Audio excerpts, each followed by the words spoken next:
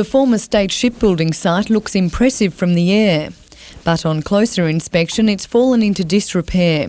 It was abandoned in the early 80s and moves are being floated to convert the 12 hectares into a naval site. That's what motivates me to do it, thinking about investment opportunities in this area, about income in this area and fixing up a problem in Sydney.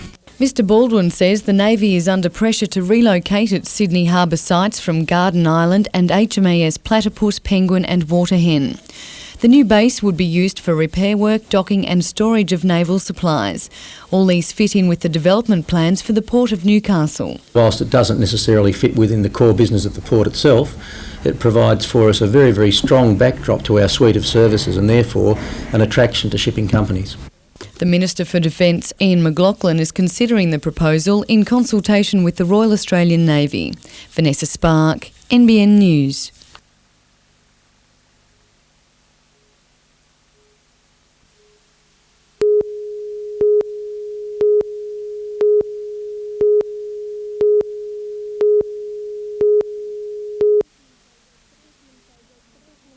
The fishermen say red spot disease is killing their catch. Caused by a build-up of acid sulfate, the disease attacks the protective coating of the fish, making them susceptible to bacteria. They're calling for Great Lakes Council to regulate development on low-lying lands, which they say is causing a build-up of minerals in the water. They simply do have to take a stand, recognise the fact that our greatest environmental assets are what people visit here for. If we lose them, then we won't have a tourist industry. And it seems the problem is getting worse. In the past we would have seen one or two examples every year, generally after heavy rain. Now we're seeing dozens a day, and basically it's an indicator that our water quality is really in need of examination. The council does not have a policy to control acid sulfate runoff. Ron McDermott says if something is not done soon, everyone will suffer. If this goes the way it appears to be going, and we'll end up with estuaries similar to those that we see to the north of us, where there's dramatic effects on the recreational fishing, commercial industry. If you affect recreational fishing, of course, you affect the tourist industry. Council says it's now working on a strategy to be implemented sometime this year. Tanya Carlisle, NBN News.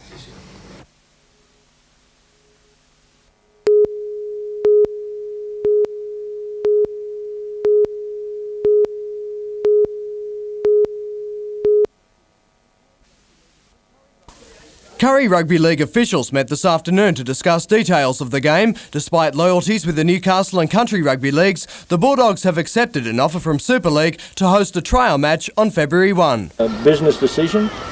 Nowadays, I think everything runs around business, and if you've got to do something to make a few dollars, that's what you've got to do. Extremely disappointed that they've opted to hold the match at their grounds, but they have assured us that it's purely for financial reasons and they hold no allegiance with the Super League whatsoever. Penrith will clash with the Hunter Mariners. The local team reunited today after their Christmas break, and coach Graham Murray is already excited about their 97 debut. That first hit out in the Mariners colours, even though it won't be a comp match, we're really looking forward to it. Curry League fans always warm to big games at home, and organisers expect that will be no different for the Super League game in the ARL heartland. There's people there that'll just go to watch football. I think the thing's changing, that people will accept it. Meantime, financial woes are also being experienced at Toronto. In the last fortnight, the club has released 6 of its contracted players. Among the losses to the Scorpions' attack for this season are experienced forwards Chris Cole to Wyong and Chris Wells to Wests.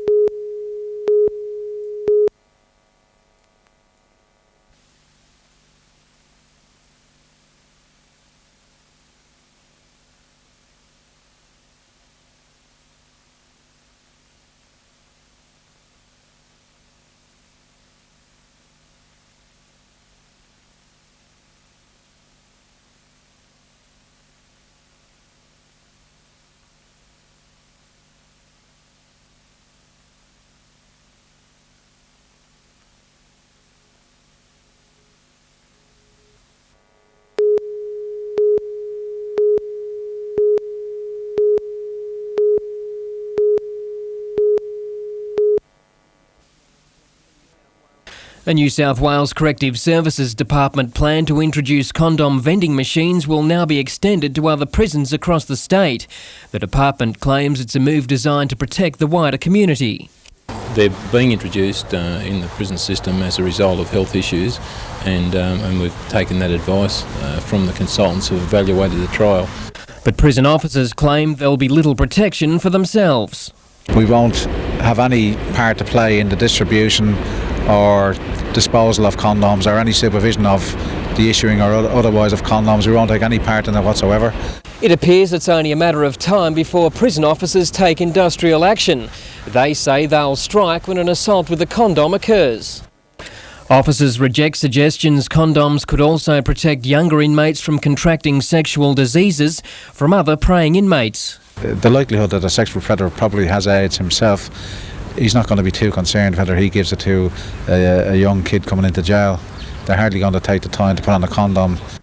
The issue will be discussed further by prison officers over the next fortnight. Blake Doyle, NBN News.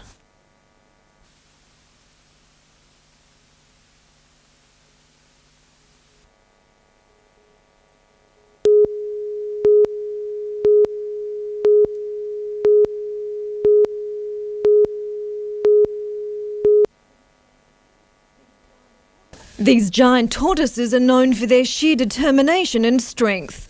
For 40-year-old Hugo, nothing was going to stand in the way of his path to Darling Dippy. Climbing over a rocky barricade, the 200-kilogram animal punctured the bottom of his shell. The veterinarian Peter Notsworthy called to the Australian Reptile Park at Summersby today. Repairing the damage was a little awkward.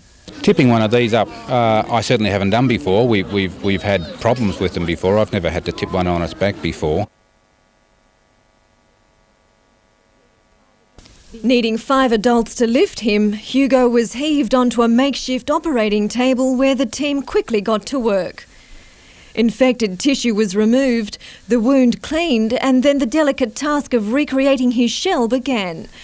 Much like repairing a hole in a surfboard, layers of fiberglass matting and resin were used to patch up the break. While the shell would have eventually healed itself, the fiberglass helped speed up the process. It's strong. It's strong, and it does well on a tortoise's shell, so a turtle shell. So, yeah, it's the strength. A quick 15 minutes to set the resin, then it was time for Hugo to be returned to a more dignified position.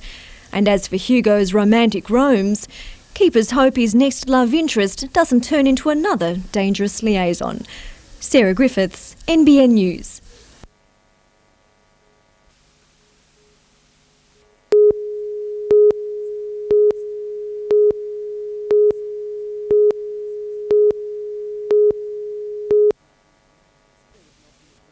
There was an obvious language barrier today, but no confusion as to the merit of the merchandise. The delegation from Shanxi province saw the new underground mine roof bolter designed and built in the Hunter Valley. The pneumatic rig is operated by one worker who drills a hole in the mine roof and then inserts a bolt to secure the area. It's expected to be popular with China's coal mining industry, which has a less than impressive safety record.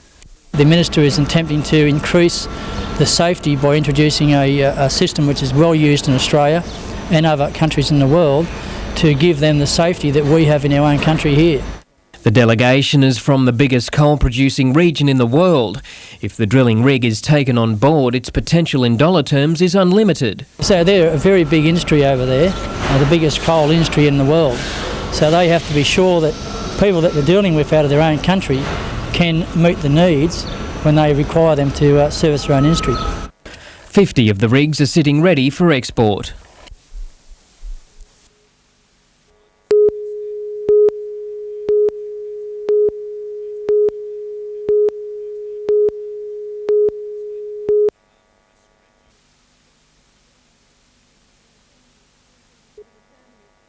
With a family of 3 girls already, Kim and Colin Newey thought they were well prepared for the birth of their 4th child.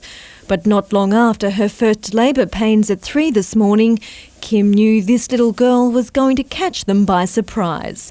By the time the ambulance arrived, Bethany Dawn was well on her way. We sort of went bumped down the driveway, and I knew then that we weren't going to make it very far, and we got to the bottom of the cul-de-sac, and I called out, the baby's coming, and the ambulance driver stopped the ambulance.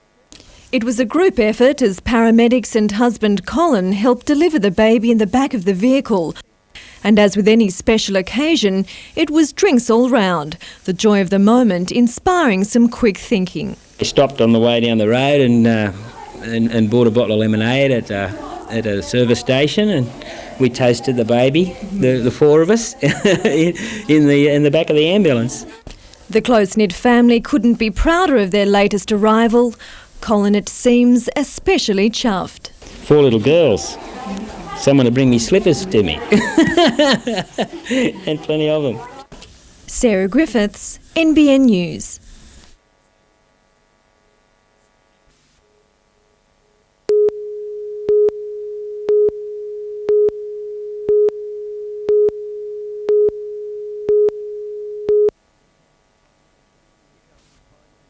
Newcastle's bicentenary was launched with much fanfare, but it appears many outside the area are unaware it's 200 years since the birth of Australia's second oldest city. In a leading magazine, Newcastle's bicentenary doesn't even rate a mention in a list of the country's leading arts festivals and events. Organisers of the bicentenary are now hoping to raise the event's profile across the nation. A 32-page colour document which is going to have a distribution of around 300,000 to 400,000, not only in Newcastle to every household in the Newcastle region, but also throughout the whole Hunter Valley, and also distributed in Sydney, around the state, and also around Australia. Newcastle's tourism industry is set to reap the benefits if visitors are attracted to bicentennial events. The only way you're really going to attract tourists to some place they're not used to coming to is through creating events that will attract them. If you can attract them here once, show them a good time, you'll get people coming back. It's a sentiment the city's tourism leaders agree with. There are things like the visit of the Sydney Dance Company, there's the Maritime Festival, Australia Day celebrations, all of which are strong enough in themselves to bring people from outside the area. A calendar of bicentennial events will be released next week. Blake Doyle, NBN News.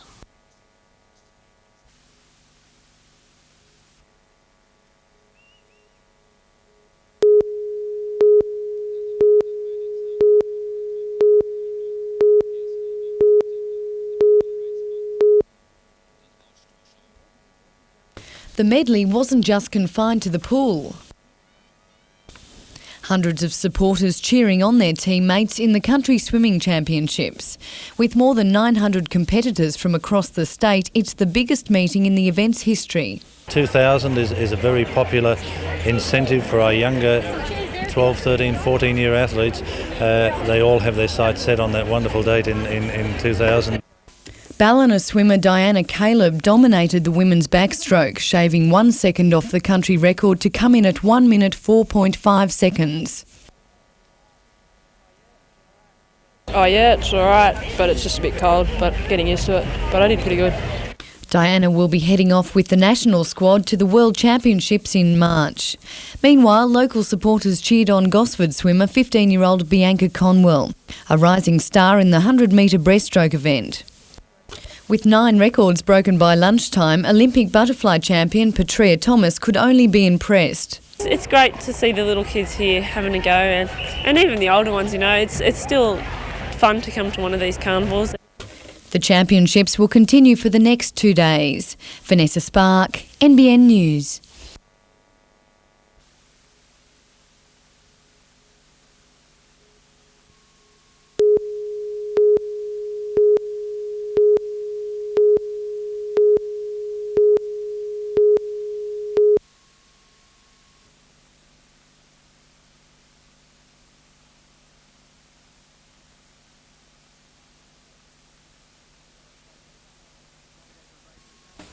And Vivacious Hanover paid $1.70 and $1.30. Better returns for Bundaberg and Mr Giovanni. The 8-4 Quinella paid $15.90, while the trifecta earned $167 even.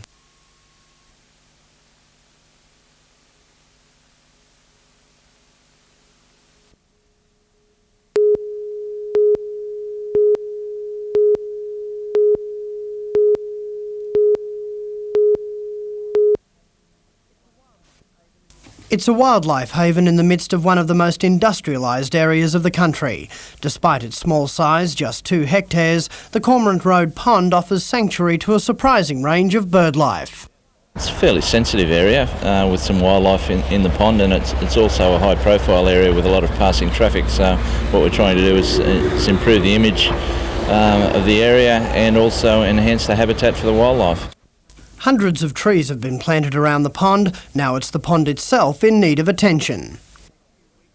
Over the next few weeks, an excavator will clear out weeds, dead trees and rotting fence posts. The important work will create more islands to protect breeding nests from predators. We see tracks around from time to time, and we do see the odd fox and that around this area. Once the work is completed by the end of next month, nature will be left to run its course. But the big Australian will continue to keep a close eye on the pond. Once it's established and we plant some more trees and stuff around the edge, we hope that it'll be pretty well self-maintaining, but the litter problem will have to be addressed probably every 12 months or so. Phil Hind, NBN News.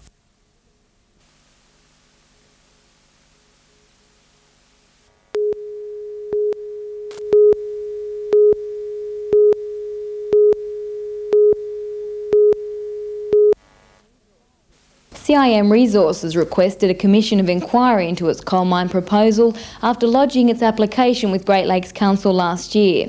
The company, which owns the Stratford coal mine, believed an inquiry would be better equipped to evaluate the plans for the Jurali mine near Stroud, which attracted strong opposition from local residents and green groups. CIM Resources today submitted new material to the inquiry after Great Lakes Council and various government departments had previously found gaps in the environmental impact statement. Those concerns surrounded the most controversial aspect of the proposal, whether or not Mammy Johnson's River would be contaminated if the mine went ahead. The company plans to irrigate dirty water from the mine onto nearby land, but opponents say Jurali's wastewater management system has not been proven as fail-safe and fear that the rich biodiversity of the catchment area could be destroyed. Chief Executive Mike Palmer told the inquiry that further studies had been done and the irrigation system improved. He went on to say that the 11-year mine would employ a full-time staff of 90 and generate $60 million annually. Great Lakes Council, government departments and local residents will make their presentations tomorrow and Thursday. The first sitting is expected to end on Friday, with a second sitting to start next month. Simone Cobb, NBN News.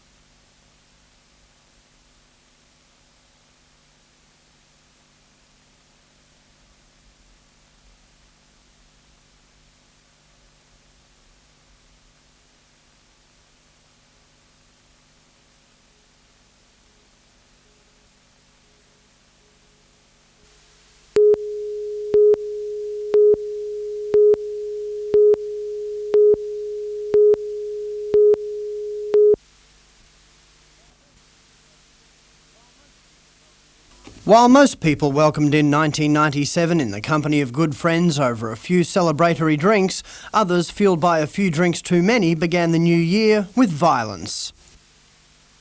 For police, it was a sobering start to the year. That we found in the early hours of the morning, that was from about 12:30 a.m, all the police were doing were breaking up fights. And it was quite apparent early in the night that many people were coming into the foreshore carrying slabs of alcohol with a view of having a binge drink for the night. Ambulance officers made more than 50 trips ferrying injured people from the foreshore to hospital. Police now believe the only solution is to declare the foreshore an alcohol-free zone.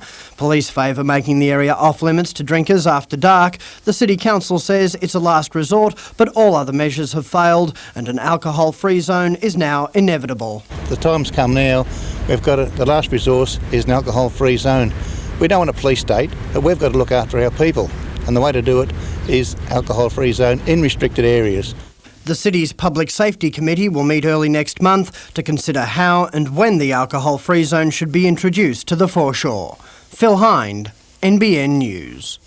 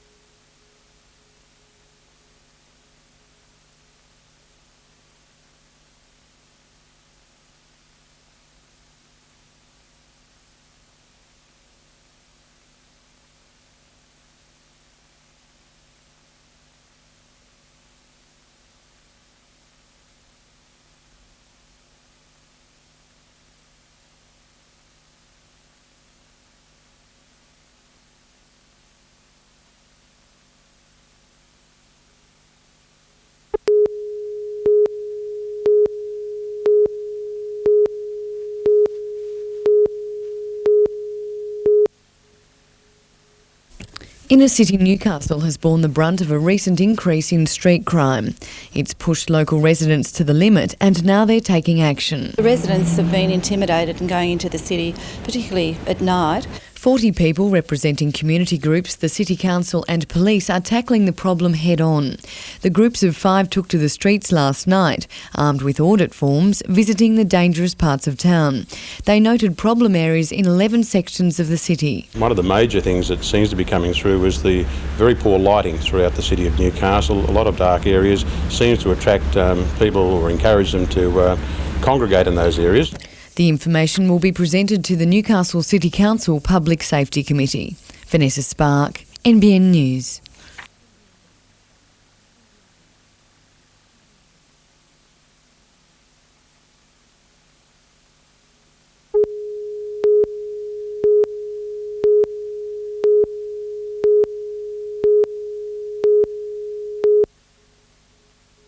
It was the sound of precious metal that drew the mining community to the Breakers Stadium today. A fundraising event for the families of 4 men killed at the Gretley Colliery last year. Ken Kaiser was among those taking part. He lost his 30-year-old son Mark in the disaster. It's very important for my family, and I'm sure the other families that were involved. It gives us a chance to get back out in the community. Although soccer was high on the agenda, it wasn't the only draw card. A team of line dancers adding some country music flavour. Followed by some Scottish numbers from the United Mine Workers Pipe Band. While raising money is the idea of the day, bringing families together is the main aim. Helps with the healing process with the men. First and foremost, they wanted to get underground and cut coal, and secondly, they wanted to raise money for the families. Organisers hope to make $20,000 from the day, boosting the relief fund, which already totals $80,000.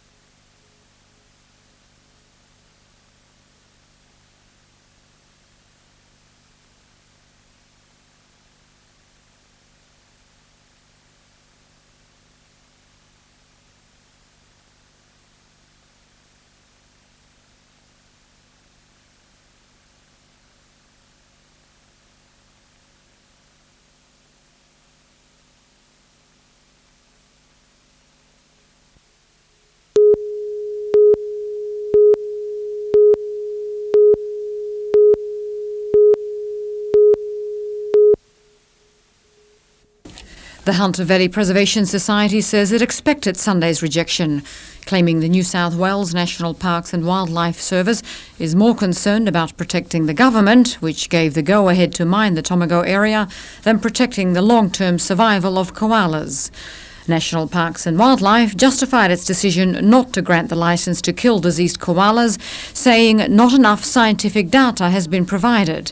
The Preservation Society says that's not true. We know what is happening, and national parks have got the scientific evidence. They just will not use it. The Preservation Society says it will appeal the decision, but that could take months. Meanwhile, it says more diseased koalas will meet up with healthy koalas, putting the entire colony at risk. It says something must be done in the next few weeks or even days. There is a matter of urgency with this because, as we speak, habitat is being knocked over. Kim Whitworth says he won't wait and let sick koalas die a slow and painful death. He says instead, where possible, he'll use the Wildlife Rescue Act to kill sick koalas, and says 3 have already been put down in the past month. Wilhelmina Lafitte, NBN News.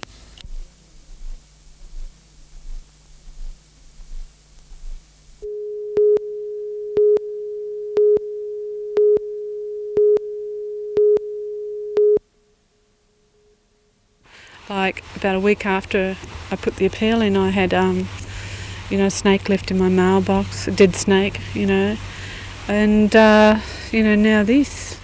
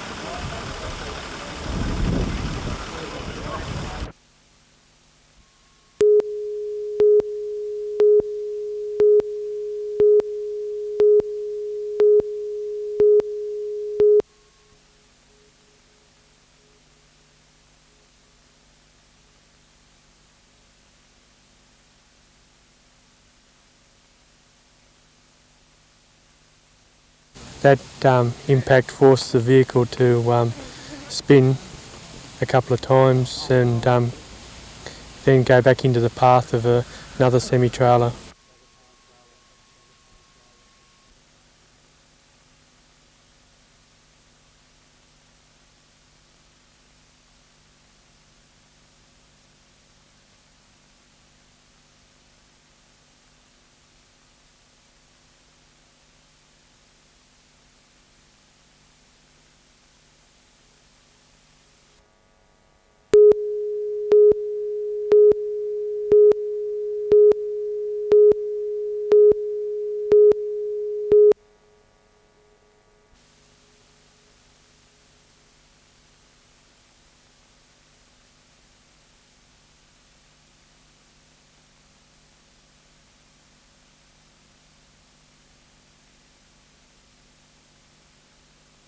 It's giving the people a fair bit of leeway, but it certainly does by that stage become very unsafe.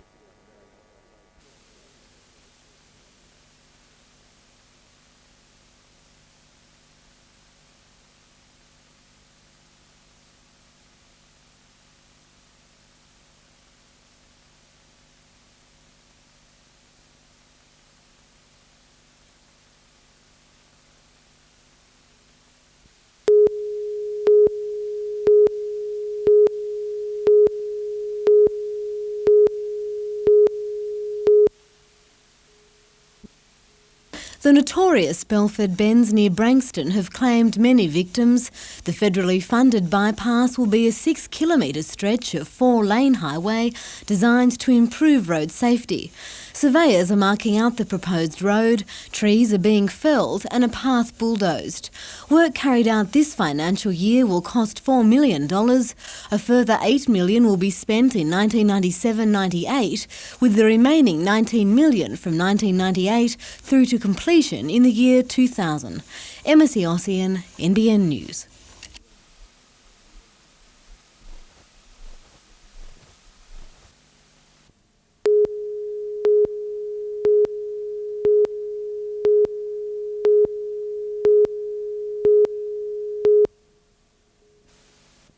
Proof today that mad dogs and Englishmen do venture out in the midday sun, although the Newcastle Cavaliers will now also have to be included.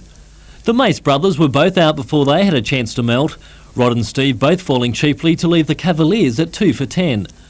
It was left to former Novocastrian Mark Curry and Martin Pugh to pick up the pieces, the pair grinding away at the English attack. The partnership helped the locals to wait for 258 off their 50 overs, Curry top scoring with 91, Pugh amassing 58. It's a 26-year-old cricket tradition, the first club cricket conference team visiting Australia in 1971. They come from different walks of life, as I say. You know, you've got a solicitor out there, you've got an interviewer like yourself for Channel 1 Sport in the UK, and they come from all walks of life, and it's just great to get together. They start as players, they come back as friends. But the early part of the tour must have tested even the closest of teams, following 5 straight losses in South Australia. But once acclimatised, the visitors won 4 in a row, even if running between the wickets posed some special problems. Umas Valji, he plays for the England Deaf and Dumb 11, he's a great batter, and so he's out here with us. It gets a bit exciting though at the non-strikers end sometimes, you know, when we say wait and he doesn't hear it. But it's not all bats and balls for the visitors, it's also pubs and parties. Well, there's a fair bit of drinking. I think we've sampled every beer that you've got to offer us. We've probably sampled every nightclub as well. Richard O'Leary, NBN News.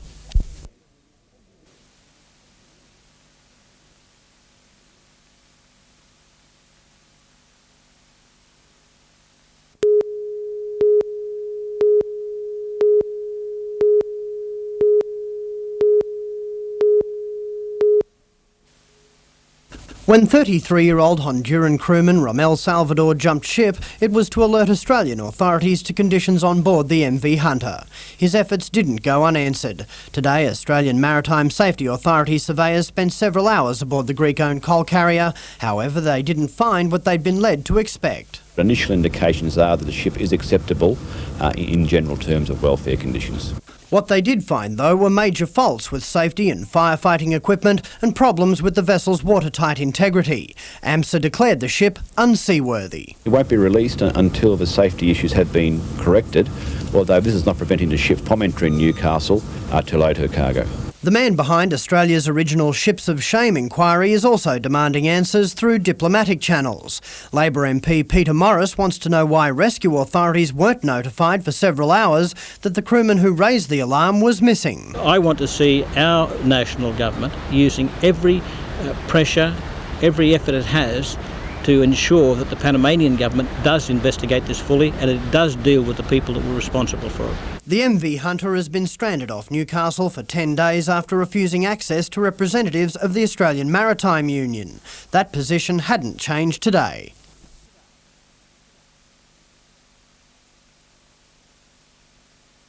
A delegation from the International Transport Workers Federation did manage to spend 20 minutes on the vessel late this afternoon. They returned with a clear message from the crew. They actually want to get off the vessel.